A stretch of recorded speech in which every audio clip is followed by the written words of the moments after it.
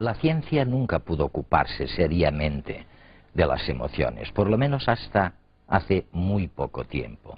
Entre otras cosas porque no contaba con las técnicas de resonancia magnética, por ejemplo, con las que contamos hoy día. Y sin embargo, las emociones son fundamentales para sobrevivir. Una persona que no controle sus emociones es un peligro.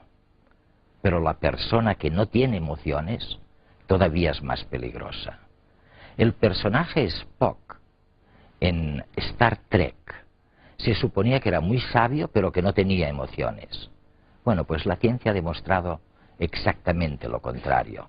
Sin emociones no hay inteligencia que valga.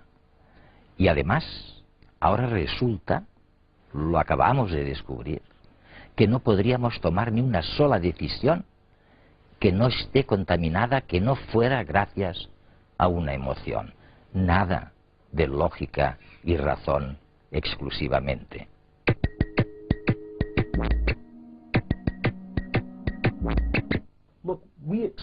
Todos sentimos emociones y queremos ser siempre felices, pero pensemos, ¿para qué sirven las emociones?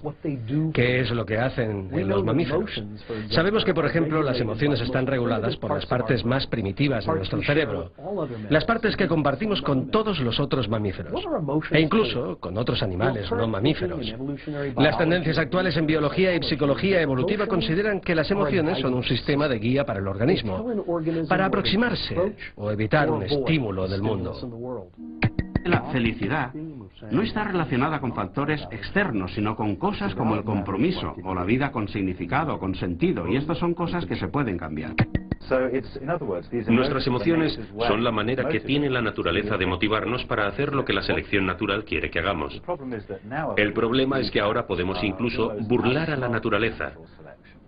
Somos más inteligentes y más avanzados tecnológicamente, por lo que podemos encontrar atajos hacia la felicidad.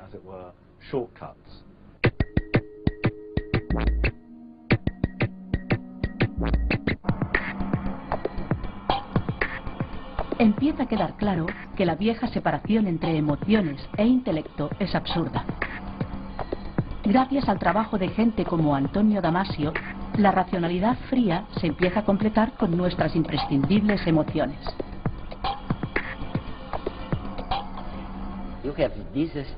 Al principio de todo tenemos este estímulo. Sí. Un estímulo que desencadena una emoción, pero estamos todavía en el cuerpo, ¿verdad? Sí, sí. Y luego afirmas que a través de medios complicados surgirá un sentimiento. Sí, surgirá. Y esto ya es un asunto de la mente. Exacto. ¿Qué quieres decir exactamente? Bueno, esto es muy interesante, y por eso es tan importante distinguir entre la fase de la emoción y la fase del sentimiento. Cuando experimentas una emoción, por ejemplo, cuando te invade la emoción de miedo, hay un estímulo que tiene el poder, la capacidad de desencadenar lo que es, en esencia, una reacción automática. Y esta reacción, por supuesto, empieza en el cerebro, pero luego pasa a reflejarse en el cuerpo, ya sea en el cuerpo real o en nuestra simulación interna del cuerpo. Y entonces tenemos la posibilidad de tramar, proyectar esa reacción concreta según la percibimos, con varias ideas que se relacionan con esas reacciones y con el objeto que ha causado la reacción. Cuando percibimos todo eso, es cuando tenemos un sentimiento. Así que percibiremos simultáneamente que alguien ha gritado, y eso nos inquieta, que nuestra frecuencia cardíaca y nuestro cuerpo cambian, y que cuando oímos el grito, pensamos que hay peligro.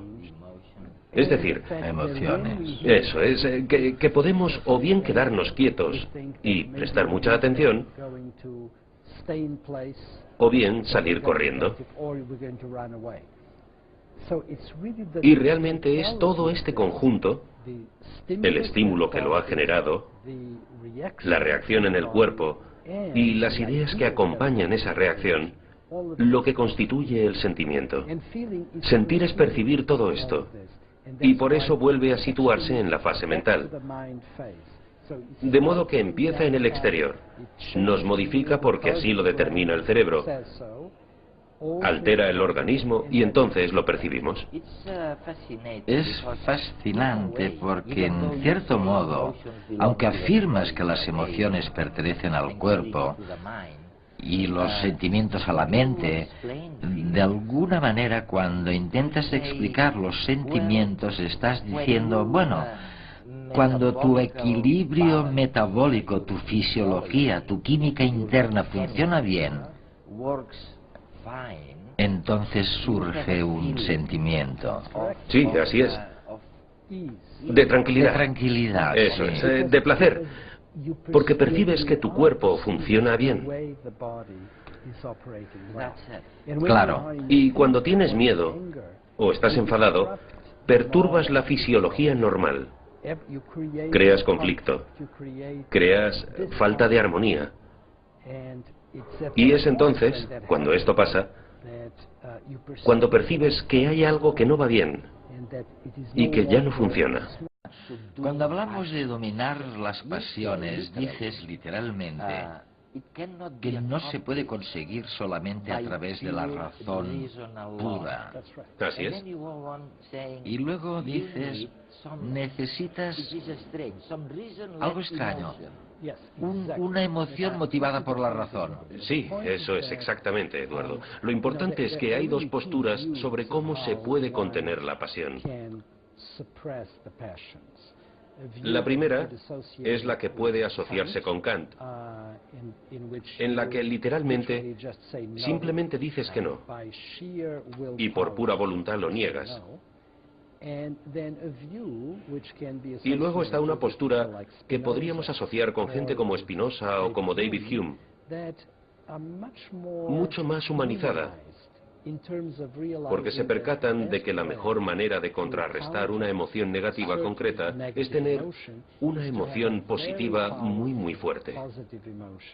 Exacto. Y de este modo, esto nos conduce a lo siguiente.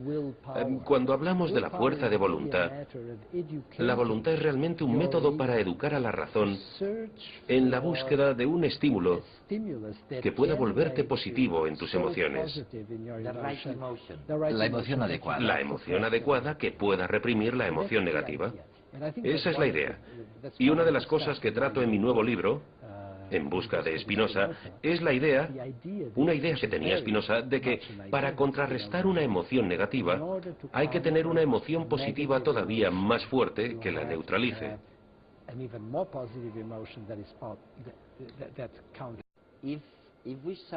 Si lo intentamos resumir un poco, estás diciendo que para tener sentimientos es necesario un buen sistema nervioso. Hay que partir de un organismo con un sistema nervioso que tenga la capacidad de proyectar en imágenes las emociones. Sí, sí.